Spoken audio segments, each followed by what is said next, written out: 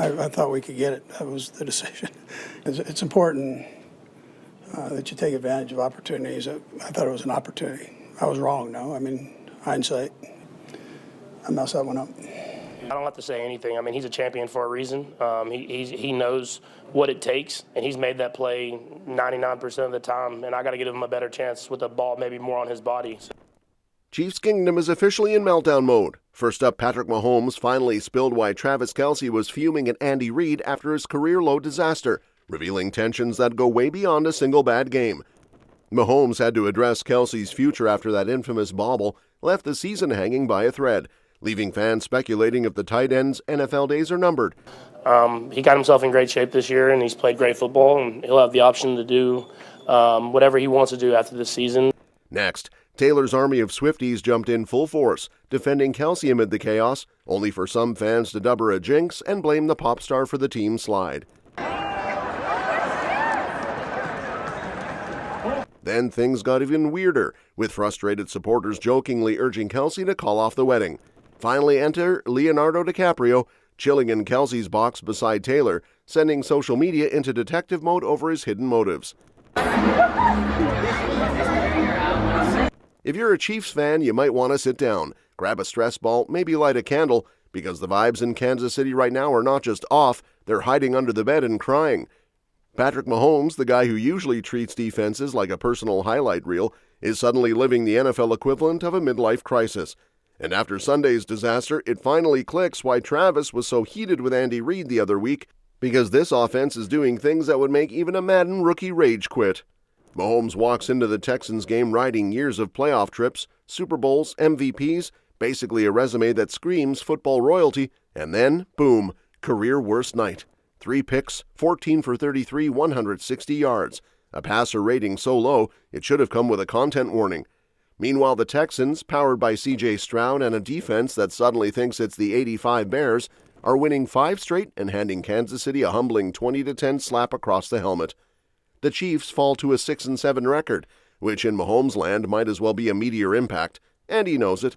He's talking about how the clock's running out, how chances aren't coming back, how the season is slipping through their fingers faster than his deep balls did Sunday night.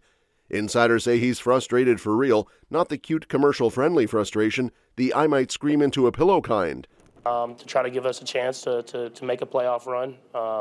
We know the chances are getting lower and lower, but I know the guys on this team are going to give everything they have every opportunity we get. Reid, to his credit, tries to fall on the sword, basically admitting he cooked up a 4th down decision at Casey's own 31 that aged like milk. Fans aren't buying it anymore. Their so-called revenge tour turned into a weekly existential crisis, and some are practically begging him to retire before things get uglier. I thought we could get it. That was the decision. It's important that you take advantage of opportunities. I thought it was an opportunity. I was wrong, no. I mean, hindsight, I messed that one up. And then there's Kelce. 1 catch, 8 yards, 8th time in his entire career he's been held under 10. No wonder he's been snapping in recent years. Imagine being that good and watching the offense move like it's stuck in airplane mode. And just when you think the chaos meter can't go any higher, here comes the moment that has everyone in Kansas City stress eating barbecue like it's therapy. Because now we've got Mahomes addressing whether Travis might actually call it quits after that play. And honestly, this whole season is starting to feel like a dramatic Netflix sports doc that hasn't been announced yet. Chiefs versus Texans, season hanging by dental floss, Arrowhead crowd already on edge. The offense is beat up, taped together like a high school science project, and Mahomes is basically running for his life behind an O-line that looks like it was assembled 5 minutes before kickoff. It's still a 1-possession game late in the 4th, though. Hope exists, barely, but it exists. Then came the play that sent Chiefs Kingdom into full meltdown mode. Mahomes fires a pass to Kelce, his ride or die, his security blanket, he's "we've done this 1,000 times" guy, and Kelce bobbles it. Off his helmet. Straight to a Texans linebacker who probably still can't believe he got gifted a turnover like it was a holiday bonus. He had his hands on it and basically hands it back to Al-Shire off his own helmet. Kelce was already questioning retirement after the Super Bowl blowout earlier in the year, and now, at 36, with drops stacking up like bad receipts, the man looks like he's getting closer to hanging up the cleats and drifting into sunset mode with his soon-to-be wife. Mahomes, trying to keep it together post-game, admits he's been cherishing every season with Kelce because, well, You just never know. And insiders say the vibe around the team is that Kelce might really be down to his final 4 games. He got himself in great shape this year, and he's played great football, and he'll have the option to do whatever he wants to do after this season. But I know one thing is he'll give everything he has the rest of the season to try to give us a chance to make a playoff run. Kansas City knows they're going to have to start shopping for a new tight end, whether that's free agency, a blockbuster trade, or something wild like kidnapping a Pro Bowler. But before anyone packs Kelce a retirement gift basket, the Swifties have officially entered the chat, and they are not having it. The second that drop happened, Chiefs fans were firing up their torches and pitchforks, yelling about the end being near, and Swift's fan base basically rolled up like, "Absolutely not. Put the man down." It was like watching 2 fandoms collide in a Walmart aisle during Black Friday. Swift's crew saw the internet dragging Kelce for looking past his best at 36, and they went full superhero mode. Forget NFL analysts. Swifties are the ones you don't want turning against you. They were swooping into comment sections faster than a Mahomes rollout, typing in all caps, dropping heart emojis like grenades, and reminding everyone that the guy has been a walking highlight reel for a decade. Chiefs fans may have been melting down over the drop heard round the world, but Swifties were treating it like the minor hiccup of a man who has carried this franchise through more dramatic plot twists than a telenovela. One fan account went nuclear, basically saying the hate was unbelievable after everything Kelce has done for KC. And honestly, they weren't wrong. He has played through injuries, carried broken offenses, bailed out quarterbacks, and survived multiple haircuts that should have been flagged for unnecessary roughness. Another fan jumped in with the whole mistakes happen vibe, pointing out that Kelce has literally dragged this team into relevancy more times than anyone can count, and one helmet-assisted oopsie shouldn't erase a decade of dominance.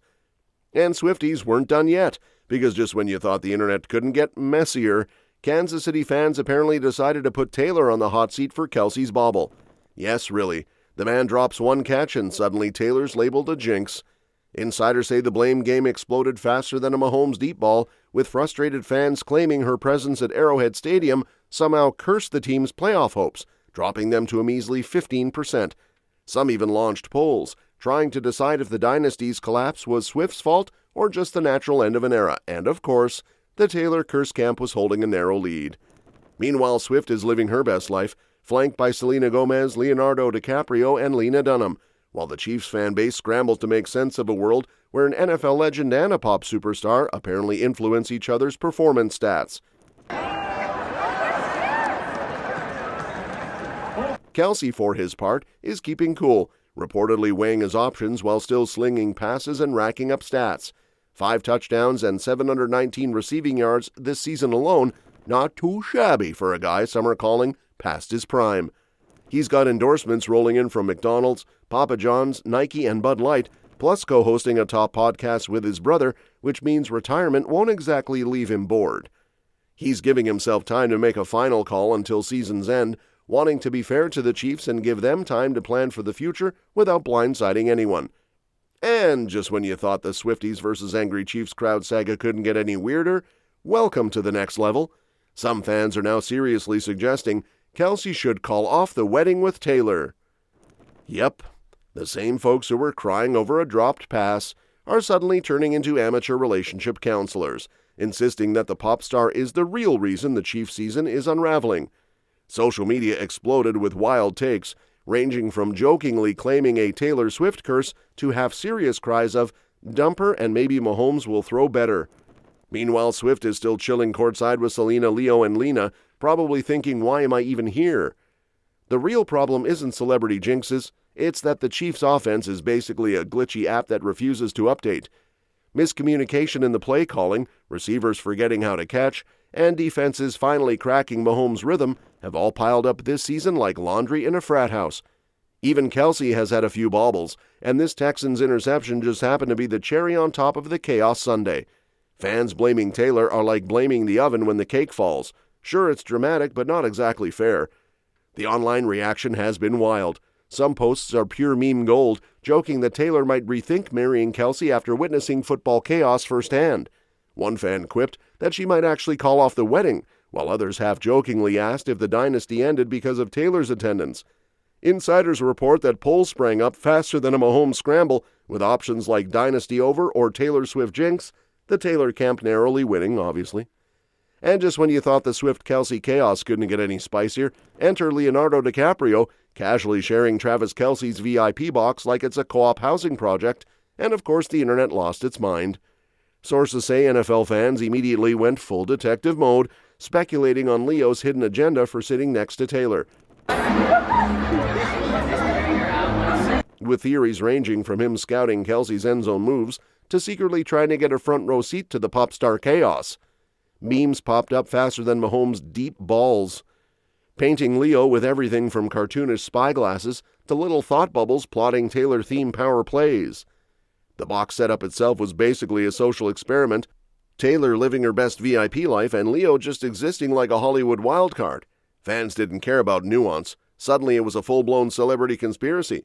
Some joked that Leo was there to coach Kelce through his relationship with football, while others implied he was auditioning for a new rom-com titled Catching Taylor and the Tight End. Meanwhile, Swift, Leo, and the rest of the A-listers were probably sipping champagne and watching the game like it was background music to their own drama series. That's all for this video, folks. We'll see you next time.